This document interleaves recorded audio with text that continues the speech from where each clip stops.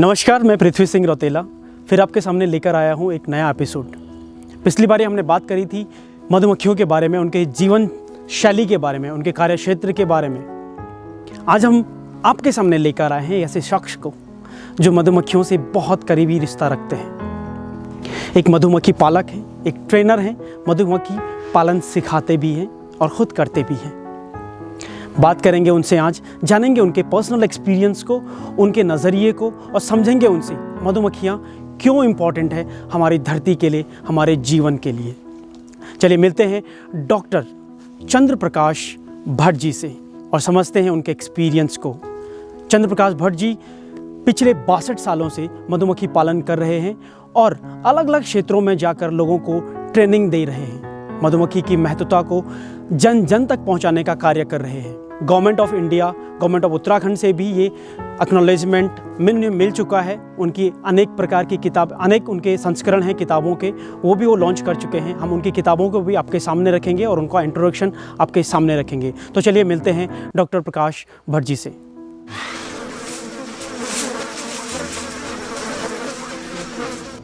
जब से मैंने मधुमक्खियों का पालन शुरू किया तो तब से मैं कम से कम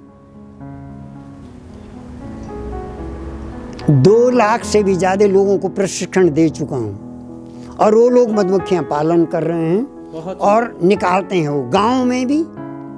क्योंकि मैं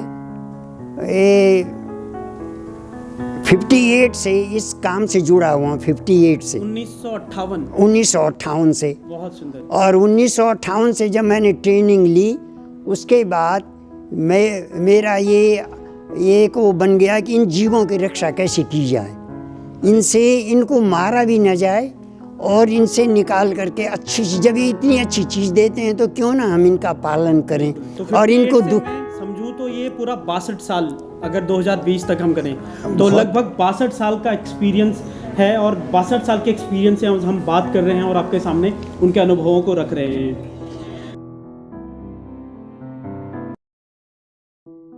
दादाजी, अगर हम बात करें शहद की, अच्छा, तो आज अगर हम शहद की बात करते हैं तो बहुत सारी भ्रांतियां हैं समाज में। लोगों को शहद के बारे में, शहद के यूजेस के बारे में, तो जैसे आपने पहले यूजेस के बारे में बताया कि क्या क्या इस्तेमाल होता है शहद का।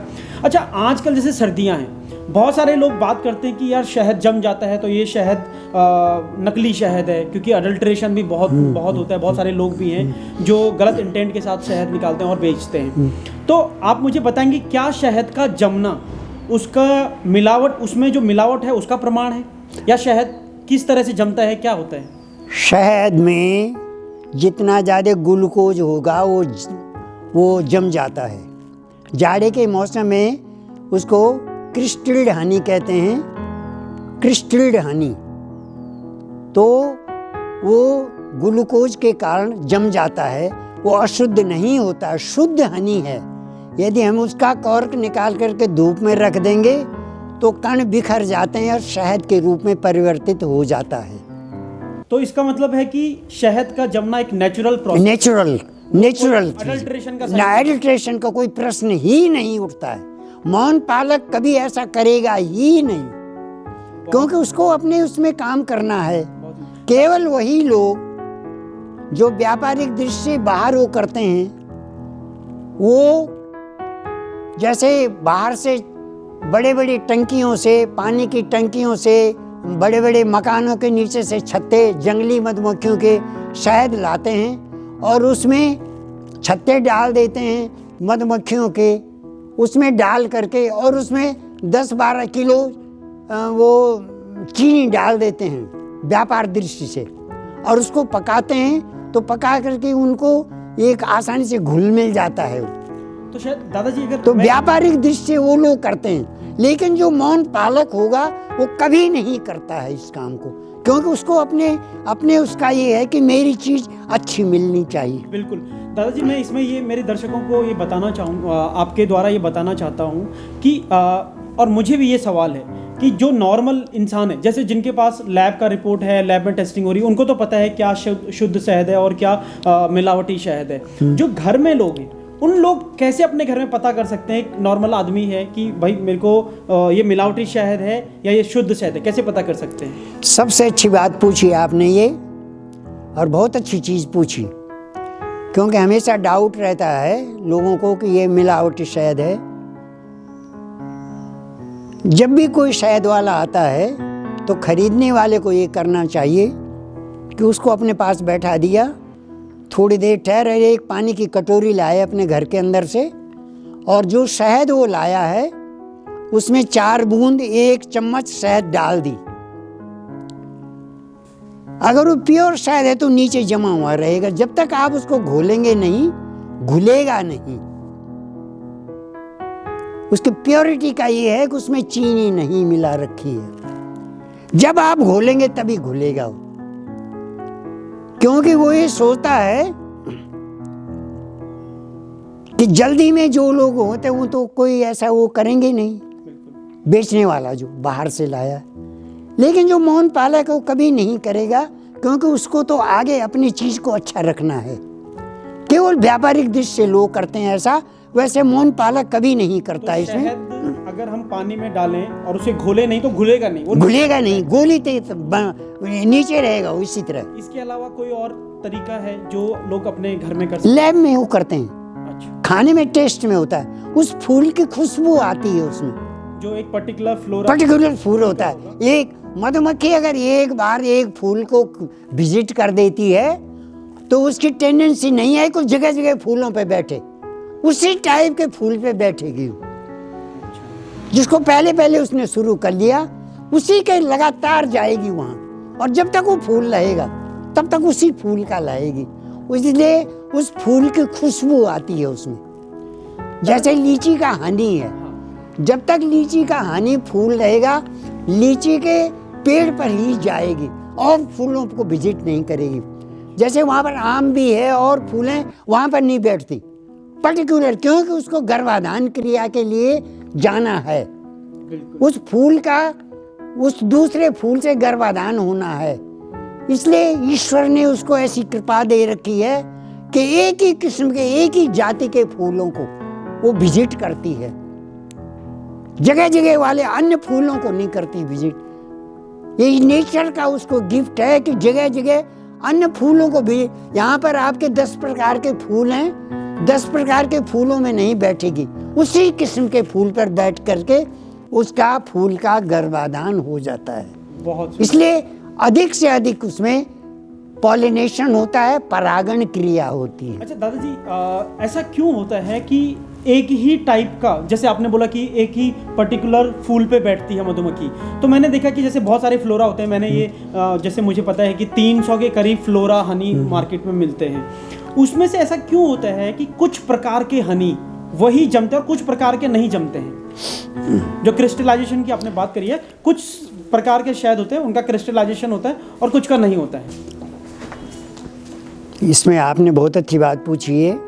जैसे मस्टर्ड का है पीला, ये लाई की फसल, लाई की फसल का बहुत जल्दी जम जाता है। अच्छा, ठंडे मौसम का है, फूल की प्रक्रिया है, तो ये बहुत जल्दी जम जाता है। हमारे यहाँ ज़्यादातर लोग मस्टर्ड बोते हैं, लाई, और लाई का हनी हमेशा जमता है, उसमें एक्सेस वाटर क्वांटिटी ज़्यादा होती है। जिस फूल में पानी की मात्रा ज़्यादा होगी पराग में, फूल में, वो जल्दी जम जाता है, उसका हनी ज़्यादा जल्दी। इसलिए शहद का प्रोसेसिंग करते हैं। प्रोसेसिंग करने से पानी की मात्रा उड़ा दी जाती है। अगर आप उसको प्रोसेसिंग करेंगे, जो नेचुरल प्रोसेसिंग मधुमक्खियां करती हैं, जो उसके पेट में होता है उसके ना, पेट में जो हाँ उसको, हाँ, लेकिन जो लोग बाहर, लेकिन अंदर भी, पेटी के अंदर भी मधुमक्खियाँ 12 बजे 11 बजे तक फेनिंग करती हैं अपने उसे, और जो एक्सेस वाटर क्वांटिटी होती है उसको दूर कर देती हैं भाप के, अपनी गर्मी के फेनिंग के द्वारा। तो पंखा इसमें- झल करके। एक तो आपने बताया कि पानी का मात्रा जिस फूल में ज़्यादा होता है उसका जमने के चांसेस ज़्यादा होते क्या हैं। उसमें आप जो अभी थोड़ी देर पहले आपने बताया कि ग्लूकोज होता है या फ्रक्टोज होता है, वो कंटेंट भी कारगर उसका कारण होता है कि जम जाता है? हाँ, उसमें ये है कि उसमें ये रासायनिक तत्व उसमें होते हैं, उसमें उसके कारण है कि नेचर उसके साथ में उकर देती है, प्रकृति उसको जमा देती है, प्रकृति का उसको इतना पानी का है। पानी देखेंगे आप जहाँ भी उसमें, तो बहुत ठंडक में पानी जम जाता है, ऊपर से पेड़ों में पानी जम जाता है, कभी कभी बर्फ जम जाती है, उसमें बर्फ जम जाती है, आपने देखा होगा। तो इसमें ये बहुत आवश्यक है कि जिसमें पानी की मात्रा कम होगी, ऐसे ही जैसे फलों में ग्रेडिंग होती है ABCD, वैसे हनी में भी ABCD ग्रेडिंग होता है। A ग्रेड का हनी पानी की मात्रा 16% से 20% तक होती है, वो A ग्रेड का हनी होता है। जैसे लीची के उसमें A ग्रेड का हनी है और बहुत अच्छी क्वालिटी का हनी होता है। तो 16% से लेकर 20-22% तक।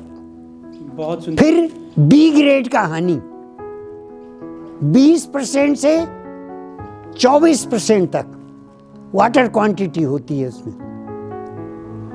फिर C ग्रेड का हनी 22 से 26-28% होता है, और C ग्रेड का हनी 24 से 30% होता है, उसमें पानी की मात्रा, तो जम जाता है।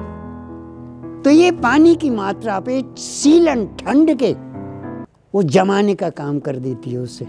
दादाजी, जो जमा हुआ शहद होता है क्या वो खाने योग्य होता है? बहुत अच्छा होता है। अच्छा, उसे खा सकते हैं? खाते हैं, नॉर्मली कोई बहुत अच्छा खाते मिट्टी के हैं। लिए जब आप जिस सीसी पे जिस जगह पर भी वो शहद जमा हुआ है, आप उसका कॉर्क निकाल दें और उसको धूप में रख दें।